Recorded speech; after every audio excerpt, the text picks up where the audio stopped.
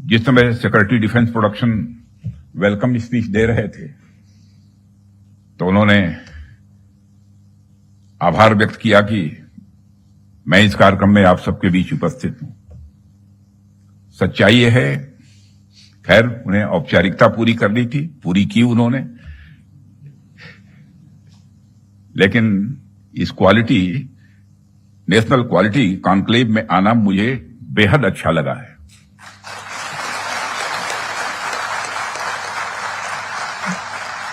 वैसे ordinary conclave में तो हम लोग जाते रहते हैं, तो क्वालिटी कॉन्क्लेव में आने में क्या आपत्ति हो सकती है।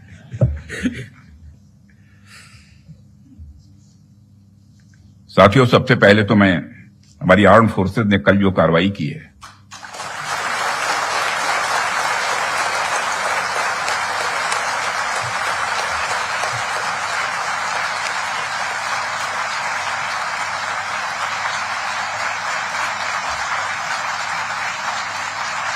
और जय हिंद जो शौर्य और पराक्रम दिखाया है उसके लिए मैं हृदय से बधाई देता हूं। पाकिस्तान और पीओके में जिस तरह से हमारी आर्म्ड फोर्सेज ने टेरर कैंप्स को नेस्त नाबूद किया है वो हम सबके लिए एक गौरव का विषय है।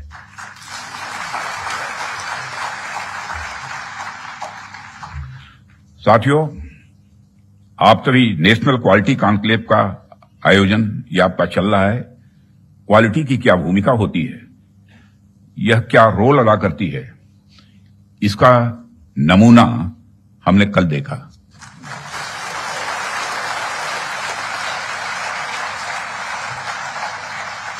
जिस प्रेसिजन के साथ यानी जिस सटीकता के साथ ऑपरेशन सिंदूर एग्जीक्यूट किया गया वह अनइमेजिनेबल है, बहुत ही सराहनीय है।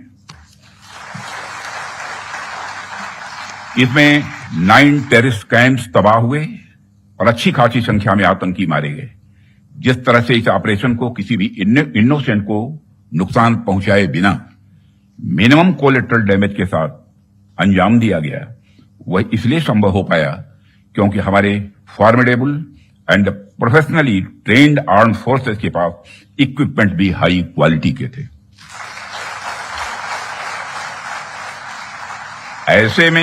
ऐसे में इस क्वालिटी कॉन्क्लेव को मैं बड़े महत्वपूर्ण कॉन्क्लेव के रूप में देखता हूं। मैं इस आयोजन के लिए डिपार्टमेंट ऑफ डिफेंस प्रोडक्शन और इनके secretary defence production Shri Sanjeev Kumar को भी हार्दिक बधाई देता हूं और क्वालिटी एश्योरेंस ऑर्गेनाइजेशंस को भी मैं बधाई देता हूं। साथियों, अभी मैं इस कॉन्क्लेव की थीम देख रहा था, fast tracking of quality assurance through integrated approach and technology enabled processes. आपकी यह थीम मुझे बेहद अच्छी ही नहीं लगी बल्कि दिलचस्प भी लगी, इंटरेस्टिंग लगी। वैसी भी पूरी दुनिया में इसमें बड़ी तेजी से डिसरप्टिव चेंजेस हो रहे हैं और खासकर डिफेंस सेक्टर में तो लगातार नए नए ट्रांसफॉर्मेशंस ये देखने को मिल रहे हैं। ऐसे में क्वालिटी असेसमेंट को फास्ट ट्रैक करना न सिर्फ रेलेवेंट है बल्कि मैं समझता हूं यह समय की मांग है। उन चेंजेस को देखते हुए यह थीम अपने आप में बहुत ही रेलेवेंट हो जाती है। इतनी इंटरेस्टिंग और रेलेवेंट थीम रखने के लिए भी मैं आप सबको बधाई देता हूं। साथियों, अक्सर मुझे आर्म्ड फोर्सेस के अलग अलग कार्यक्रमों में प्रायः जाने का अवसर मिलता है। रिसर्च एंड डेवलपमेंट ऑर्गेनाइजेशंस के इवेंट्स में जाने का भी अवसर मिलता रहता है। प्राइवेट सेक्टर द्वारा आयोजित कार्यक्रमों में भी मैं प्रायः जाता ही रहता हूं, परंतु आज का यह जो मंच है यह अपने आप में बड़ा अलग है और एक विशिष्ट मंच है। मैं ये देख रहा हूं कि यहां कई सारे लोग हैं जो अलग अलग फील्ड्स में महारत जिन्होंने हासिल की है, महारथी बैठे हैं यहां। इसलिए मुझे लगता है कि आज की हमारी बातचीत भी कई मायनों में विशेष होने वाली है। साथियों, इस क्वालिटी कॉन्क्लेव की महत्ता और आवश्यकता पर तो मैं आगे चर्चा करूंगा ही, परंतु पहले मैं आपको कुछ ऐसे बिंदुओं से, कुछ ऐसे पॉइंट से अवगत कराना चाहूंगा जो हमारी सरकार की प्रायोरिटीज से जुड़े हुए हैं। 2014 में माननीय प्रधानमंत्री जी के नेतृत्व में हमारी सरकार आने के बाद प्रधानमंत्री जी ने हमें एक अत्यंत महत्वपूर्ण सूत्र प्रदान किया। उन्होंने शुरुआत में ही डिफेंस प्रोडक्शन सेक्टर के एम्पावरमेंट पर विशेष बल दिया। उन्होंने जो सूत्र दिया उसके पीछे की फिलॉसफी थी डिफेंस सॉवरेंटी। डिफेंस सॉवरेंटी का मतलब कि जब तक कोई देश अपनी डिफेंस नीड्स में कैपेबल तथा सेल्फ रिलायंट नहीं होता, तब तक उसकी आजादी पूरी तरह से नहीं मानी जा सकती।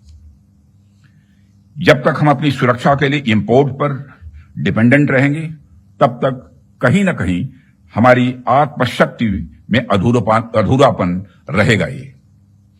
अगर हम अपने हथियार और रक्षा उपकरण विदेशों से खरीदते हैं, तो इसका मतलब है कि हम अपनी सुरक्षा को आउटसोर्स कर रहे हैं और उसे किसी और के भरोसे छोड़ रहे हैं।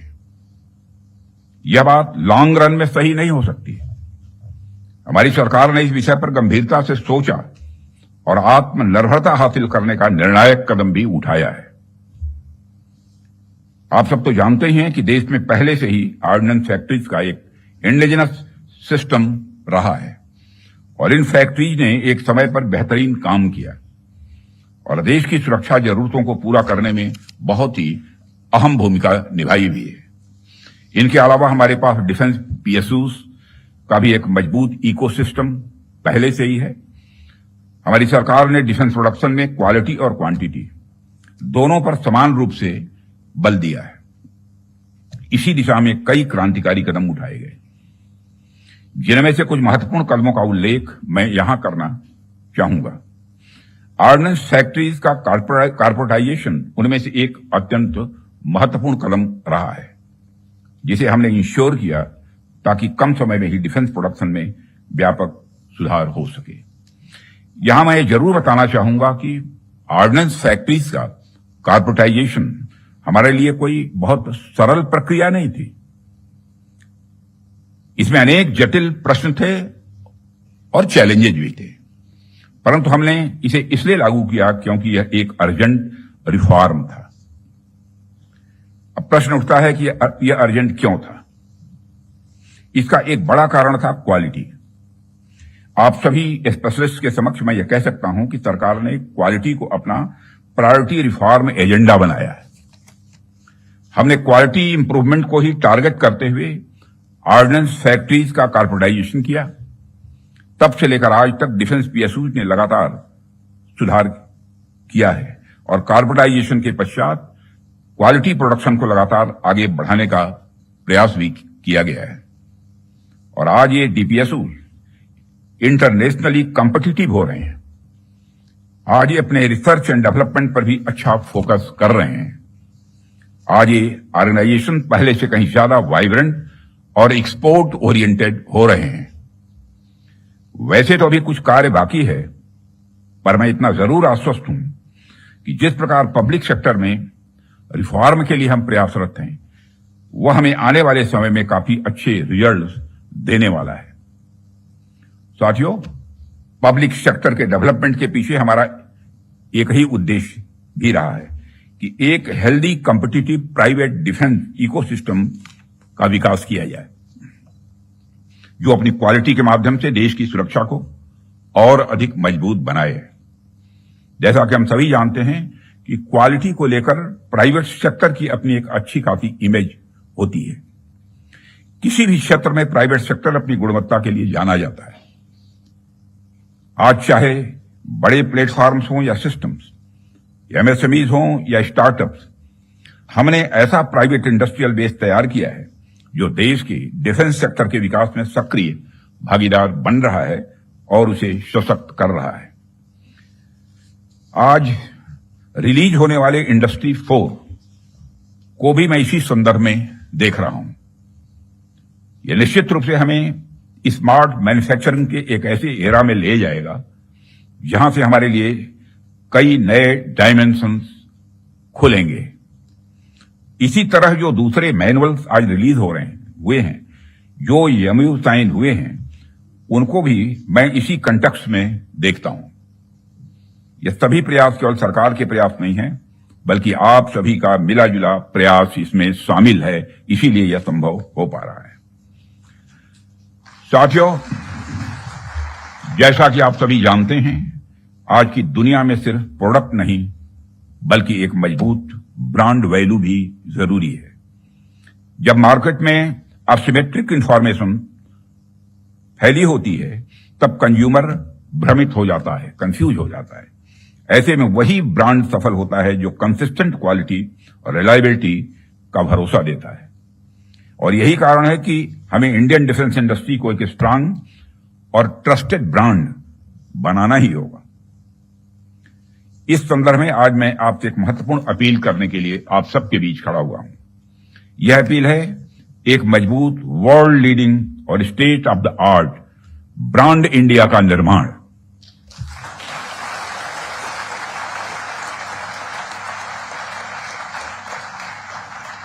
ताकि दुनिया की डिफेंस मार्केट में प्रोडक्ट्स को लेकर जब कंट्रीज के मन में डाउट हो, तो वह ब्रांड इंडिया को चूज करे। Whenever in doubt, go for India। यह हमारी यूएसपी होनी चाहिए, यही हमारी यूएसपी होनी चाहिए। ब्रांड इंडिया का मतलब है कि अगर किसी इंडियन कंपनी ने कुछ प्रॉमिस किया है, वो होगा ही होगा, होकर ही रहेगा। किसी प्रोडक्ट की भला फला रेंज तक मारक क्षमता है तो होगा ही होगा, यह भरोसा होना चाहिए। उससे नीचे का तो कोई सवाल ही खड़ा ही नहीं होता। किसी प्रोडक्ट की फला टेम्परेचर तक में काम करने की कैपेसिटी है तो होगी ही होगी, उससे नीचे का तो कोई प्रश्न ही नहीं खड़ा होता। यह होना चाहिए हमारा क्वालिटी एस्योरेंस और ब्रांड इंडिया का भरोसा। और जब हम ऐसा कर पाने में सफल होंगे, तभी इंटरनेशनल बायर्स हमें एक ट्रस्टेड सप्लायर के रूप में देखेंगे और कहेंगे, don't go for doubt, go for India.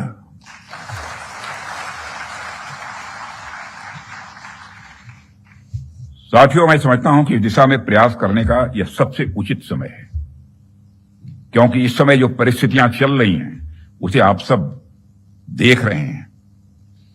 हमारे रीजन में ही आज जो स्थितियां उत्पन्न हो रही हैं, उससे आप सभी अवगत ही नहीं हैं, बल्कि अच्छी तरह परिचित हैं। हमने हमेशा एक रिस्पांसिबल नेशन होने का रोल बड़े संयम से निभाया है, सदैव निभाया है। हम लगातार इस बात के पक्ष कर रहे हैं कि समस्याओं का समाधान बातचीत के जरिए से हो, परंतु इसका अर्थ यह नहीं है कि हमारी सहनशीलता का कोई नाजायज फायदा उठाए। यदि कहीं कोई हमारे इस संयम का फायदा उठाने की कोशिश करता है, तो उसे कल की तरह ही क्वालिटी कार्रवाई का सामना करने के लिए भी पूरी तरह से तैयार रहना होगा।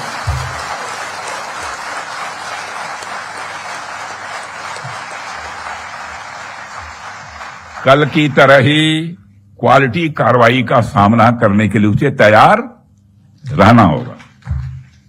भारत की संप्रभुता की सुरक्षा में कोई भी हद हमारे लिए बाधा नहीं बनेगी, इसका मैं देशवासियों को भरोसा देता हूं। मित्रों, ऐसे रेस्पॉन्सिबल रेस्पॉन्सेस के लिए हम आगे भी पूरी तरह से तैयार हैं। और यदि हमारी यह तैयारी बनी हुई है, तो इसमें आपका एक बहुत बड़ा रोल है, बहुत ही महत्वपूर्ण रोल है।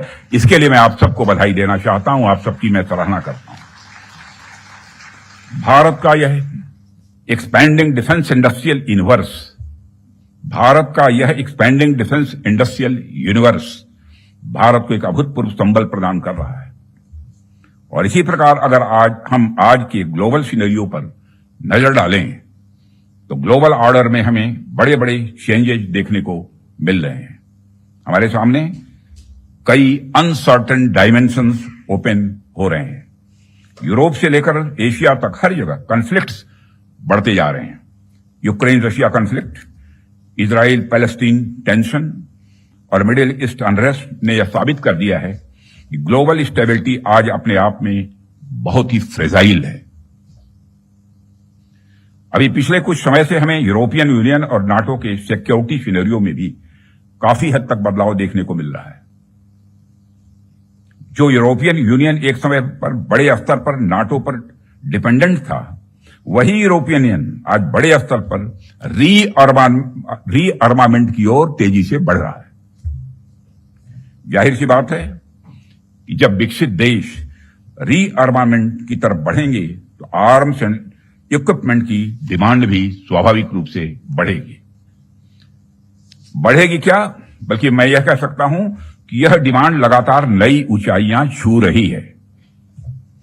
हाल ही में मैं Stockholm International Peace Research Institute की एक रिपोर्ट पढ़ रहा था और अभी कुछ दिन पहले उन्होंने एक रिपोर्ट जारी की है और उसी रिपोर्ट में यह बताया गया है कि वर्ल्ड मिलिट्री एक्सपेंडिचर 2024 में 2,718 बिलियन डॉलर तक पहुंच गया है, जो अपने आप में मैं समझता हूं कि बहुत बड़ी बात है।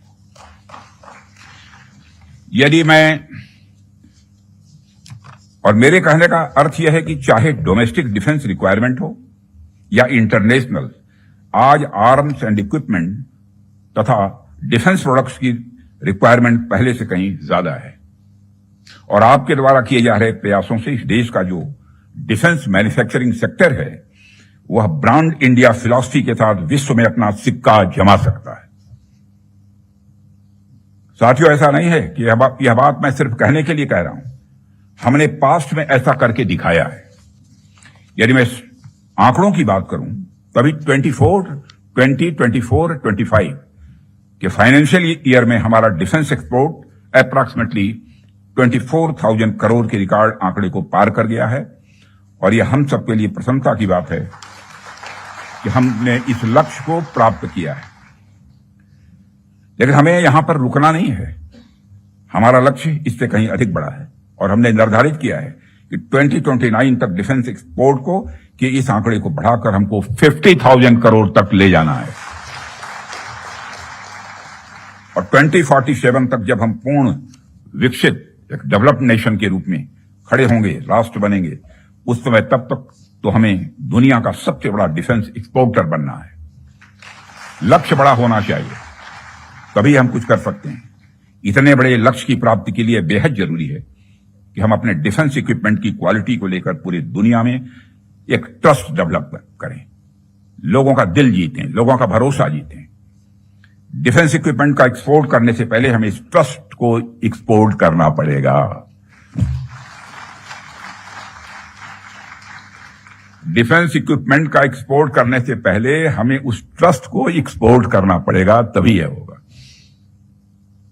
साथियों, उसके लिए हमें क्वालिटी को लेकर किसी पर्टिकुलर डिपार्टमेंट की रिस्पांसिबिलिटी या प्रोडक्शन प्रोसेस के स्टेज तक ही सीमित करके नहीं देखना होगा, बल्कि क्वालिटी हमारी गाइडिंग फिलॉसफी होनी चाहिए, हमारा यह कल्चर होना चाहिए जो डिफेंस मैन्युफैक्चरिंग में शामिल हर डिसीजन, हर डिजाइन और हर प्रोसेस और हर इंडिविजुअल तक अपना इन्फ्लुएंस रखे।